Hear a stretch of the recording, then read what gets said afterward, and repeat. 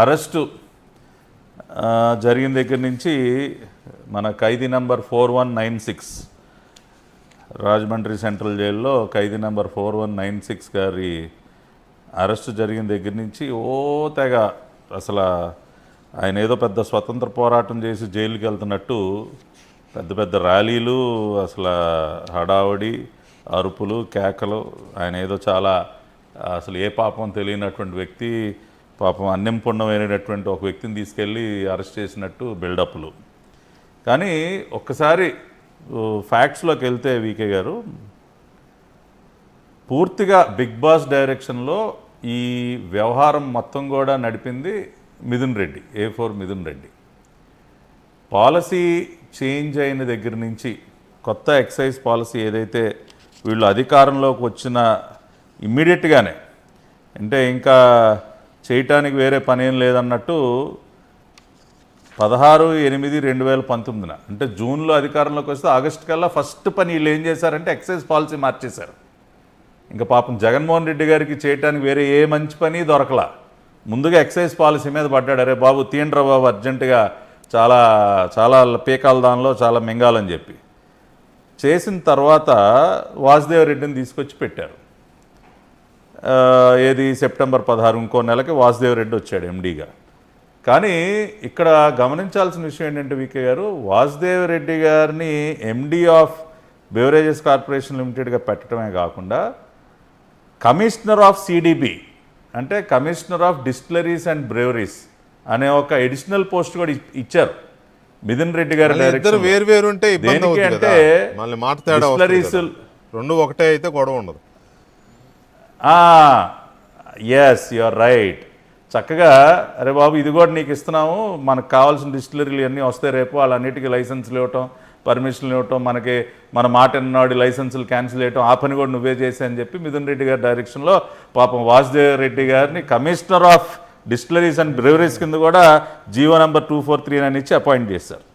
తర్వాత ఏం చేశారు మన మిథున్ రెడ్డి గారు, నెక్స్ట్ ప్రొహిబిషన్ అండ్ ఎక్సైజ్ డిపార్ట్మెంట్లో అసిస్టెంట్ కమిషనర్గా పనిచేస్తున్నటువంటి సత్యప్రసాద్ అనే వ్యక్తిని తెర మీదకి తీసుకొచ్చాడు. ఈయన తెర మీదకి తీసుకొచ్చి ఆయనకి ఏం ఆశ చూపించాడు, అరే బాబు నీకు చాలా కీలకమైన బాధ్యత అప్పచెప్తున్నాను, నువ్వు నేను చెప్పినట్టల్లా చేస్తే 2023 కల్లా నువ్వు ఐఏఎస్ అయిపోతావు, నీకు కన్ఫర్డ్ ఐఏఎస్ గ్యారంటీ, నువ్వు నా మాటిను, నువ్వు చెప్పిన పని చేయి, నీ పేరు పక్కన 3 అక్షరాలు పెట్టే బాధ్యత నాదని చెప్పి సత్యప్రసాద్ ఒక గ్రూప్ 1 ఆఫీసర్కి గ్యాలం వేసి అతన్ని లాగారు.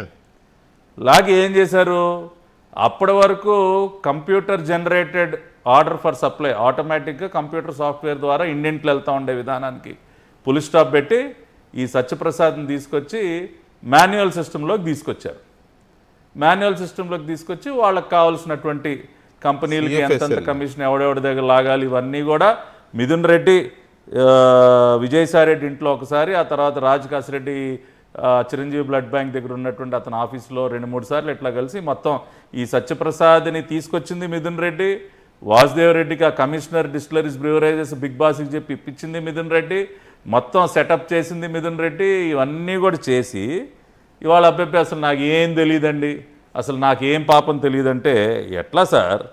అదే నేనేమంటానంటే పట్టాభి గారు, సారీ టు ఇంటరప్ట్ యూ, నేనేమంటానంటే ఇప్పటి వరకు మనం ఈ స్కామ్ పుట్టిన దగ్గర నుంచి మనం చేసిన పలు దఫాల చర్చల్లో బిగ్ బాస్ ఎవరు, లేకపోతే ఎక్కడ అంటే డైరెక్ట్గా పేరు చెప్పలేని పరిస్థితిలో ఉన్నాం కదా.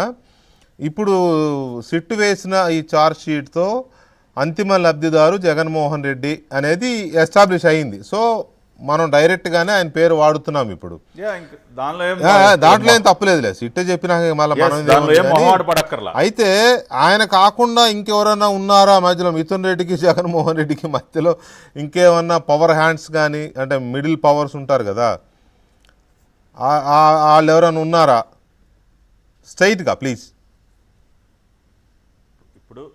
ఇప్పుడు వీళ్ళిద్దరికి మధ్యలో ఆ స్థాయిలో వ్యవహారం నడిపించగలిగినటువంటి వ్యక్తులు నా అంచనా ప్రకారం ఏంటంటే ఈ జార్జ్ రెడ్డి కుమారులు అనిల్ రెడ్డి, సునీల్ రెడ్డి కానీ, లేదంటే మన గోవిందప్ప బాలాజీ గారి బాసు ఇప్పుడు భారతీ సిమెంట్స్ వ్యవహారాలన్నీ చూసేటటువంటి భారతీ రెడ్డి గారు కానీ, ఇటువంటి వ్యక్తులు ఏది జగన్మోహన్ రెడ్డి గారి సొంత కుటుంబ సభ్యులు తప్పితే ఇంకా మిథున్ రెడ్డికి జగన్మోహన్ రెడ్డి గారికి మధ్యలో ఇంకెవరు కూడా ఉండే ఛాన్సే లేదు.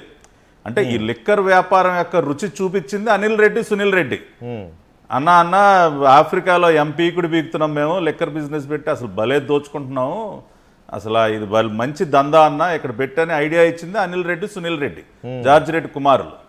కాబట్టి ఉంటే వాళ్ళు ఉండాలి, లేదంటే ఫైనాన్షియల్ వ్యవహారాలన్నీ చూసి ఈ కంపెనీలన్నీ నడిపేటటువంటి భారతిరెడ్డి గారని ఉండాలి. ఎందుకంటే గోవిందప్ప బాలాజీ సీన్లోకి వచ్చాడంటే భారతిరెడ్డి గారికి తెలియకుండా ఏం రాడు. కాబట్టి ఇటువంటి ఫ్యామిలీ మెంబర్స్ తప్పితే ఇంక వేరు ఉండే అవకాశం లేదు. ఆ వివరాలు కూడా వస్తాయి.